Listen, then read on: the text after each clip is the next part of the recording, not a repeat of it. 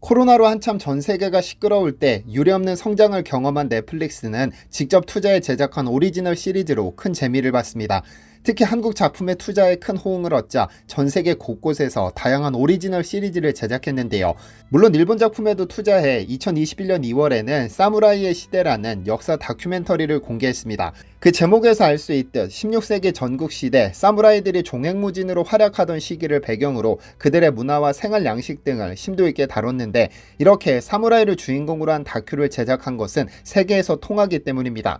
자신의 사명을 위해서라면 목숨을 걸어서라도 지켜내는 점이 서양인들에게는 뭔가 낭만적으로 보이는 것이죠. 그런데 문제는 오다 노부나가, 도요토미 히데요시, 도쿠가와 이에야스 3인을 주인공으로 등장시켰지만 역사적인 고증과는 너무 거리가 멀어 한국인들에게는 오히려 모욕적이고 눈살을 찌푸리게 하는 장면들이 등장한다는 겁니다. 당시 조선의 임금 선조가 궁에서 곤룡포가 아닌 일반 선비복장을 입은 채로 등장시켜 초라한 왕조로 전락시켰고, 임진왜란의 주역을 조선의병장 곽재우로 등장시키고 그가 입은 붉은 의복은 마술사들이나 입을 것 같은 처녀들의 월경혈을 물들여 만들었다고 묘사를 하지 않나 임진왜란의 영웅 이순신 장군은 아예 제대로 언급도 하지 않았습니다. 게다가 다큐 속 전문가라고 등장한 인물들은 하나같이 일본의 조선 침략을 정당화하는 듯한 발언까지 서슴지 않았죠. 물론 어차피 한국인을 위해 만든 것이 아니기 때문에 과민하게 반응할 필요는 없다는 주장도 제기되지만, 이건 영화나 드라마가 아니라 다큐멘터리입니다. 누군가는 사실로 믿게 되는 그런 류의 작품이기 때문에 반드시 철저한 역사적 고증과 편향되지 않은 객관적인 사실을 묘사했어야 하지만 넷플릭스는 그러지 않았습니다. 그리고 임진왜란 당시 사무라이를 주축으로 한 왜군이 저지른 끔찍한 만행은 아예 언급조차 하지 않았습니다. 오늘은 400년 전 임진왜란 당시 부산에서 일어난 소름돋는 만행을 하나 살펴볼 예정입니다. 유물을 발굴한 고고학자들조차 눈물을 멈추지 못하게 했던 바로 그 사건입니다. 안녕하세요, 디스멘터리입니다. 1592년 음력 4월 13일 오후, 부산 앞바다는 왜군이 끌고 온 함선으로 가득 찼습니다. 고니시 유키나가를 총사령관으로 왜군 18,700명이 부산 앞바다에 도착했고, 14일 새벽부터 시작된 전투 끝에 부산지는 힘도 못 써보고 함락됐습니다. 이후 왜군은 곧바로 동래성으로 진군합니다.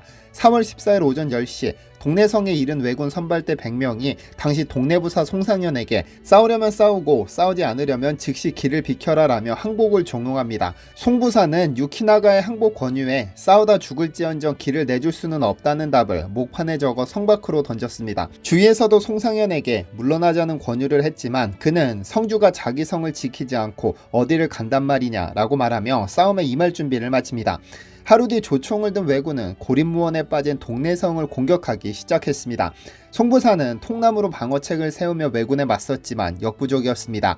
왜냐하면 조총은 그 한자에서 알 수 있듯 하늘을 나는 새도 떨어뜨리는 무기였기 때문에 활을 주무기로 하는 조선군은 조총을 막아낼 재간이 없었죠. 동래성은 순식간에 함락됐고 왜군의 수중에 떨어집니다. 1668년 민정중이 작성한 임진 동래 유사 등의 기록을 보면 성은 협소하고 사람은 많은데 적병 수만이 일시에 다투어 들어오니 성중은 메워져 움직일 수 없을 정도였다라고 적고 있죠. 이런 대혼란 속에서 조선군 병사와 백성들은 막대기와 괭이, 낫을 들고 끝까지 싸운 것으로 알려졌습니다. 그런데 함락시키기 위해 공격하는 병사와 이를 막으려는 백성들의 필사적인 노력이 맞붙은, 그러니까 전쟁에서 쉽게 볼 수 있는 형태의 이 동래성 전투는 그로부터 413년 뒤 모든 비밀이 풀렸습니다. 해골이 몇 구 발견되면서 시작됐죠. 2005년 부산 동래구 수안동을 지나는 지하철역 조성공사 중 질서정연하게 쌓인 석축 2주를 찾아냈습니다. 그간 기록으로만 남아있던 해자가 발견된 겁니다. 해자란 동물이나 외부인, 특히 적의 침입에 대비하기 위해 성 주위로 둥글게 파서 만든 일종의 물웅덩이로 가령 기마병이든 병사든 성을 함락시키기 위해서는 반드시 성 가까이 다가와야 하는데, 해자는 적이 성 가까이로 접근하는 것을 막습니다. 물웅덩이를 건너려 노력하는 사이 적을 섬멸시킬 수 있는 방어시설이죠. 그런데 이 해자 발굴 장소는 동래읍성에서 고작 50m밖에 떨어지지 않았는데, 그간 동래읍성 해자는 기록으로만 남아있을 뿐이어서 더욱 중요한 가치를 지녔죠. 이에 즉각 정밀 발굴 조사가 이어졌는데, 이 조사 과정에서 깜짝 놀랄만한 유물들이 쏟아지기 시작했습니다. 해자에 매몰된 흙을 걷어내고 바닥 쪽으로 내려가니 방어용으로 박아둔 나무 말목이 여기저기 흩어져 있었고, 붓으로 하나하나 걷어내자 진흙 속에 묻혔던 활, 화살촉, 창, 갑옷과 투구 등 전쟁에서 사용된 것으로 보이는 유물이 정신없이 끌려 나왔습니다. 그런데 조사단을 경악하게 한 것은 보존 상태가 상당히 양호한 인골들이었습니다. 두개골과 목뼈가 함께 발견됐고 팔뼈, 다리뼈, 무릎뼈 등이 연결된 상태로 발견됐는데 이는 죽은 직후에 유기됐다는 것을 의미합니다.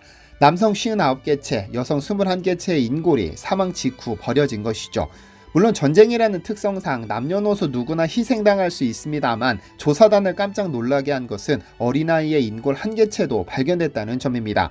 그리고 분석해보니 아이의 인골은 초등학생도 아니고 그보다 훨씬 어린 만 5세 미만의 유아라는 사실이 밝혀졌습니다.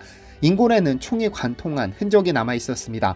이제 막 세상에 태어난 어린 아기가 일본군 조총에 무참히 죽은 겁니다. 그리고 유골들은 분석하면 분석할수록 충격의 연속이었습니다. 20대 여성으로 밝혀진 두개골은 2번이나 칼로 벤 흔적이 있었는데 한 번의 칼놀림으로 이마뼈를 또 한 번의 칼놀림으로 정수리를 뱄습니다.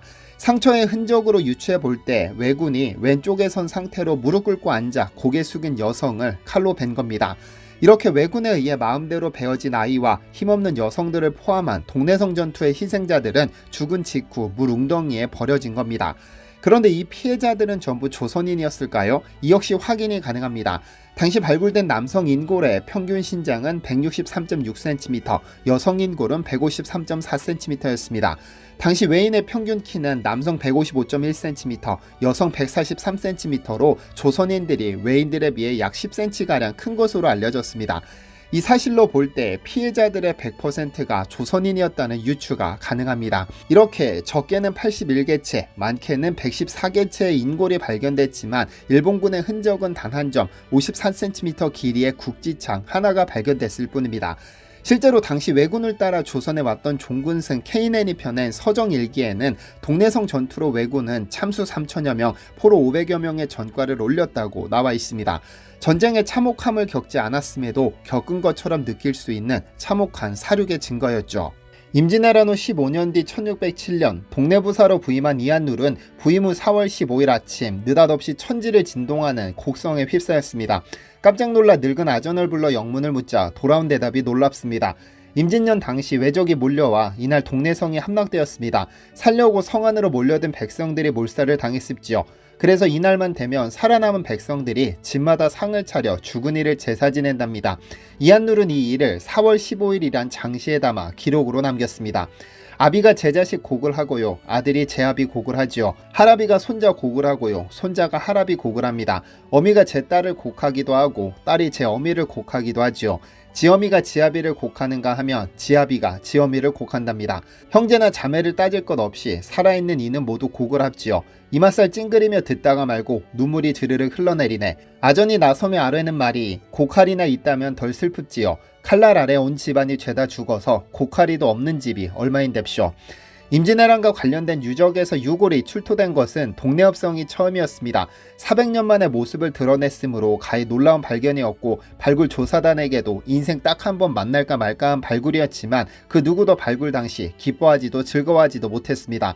발굴을 책임진 당시 정의도 하계실장은 이들의 넋을 달래는 진혼제를 지낼 때 눈물을 흘렸다고 밝히기도 했죠.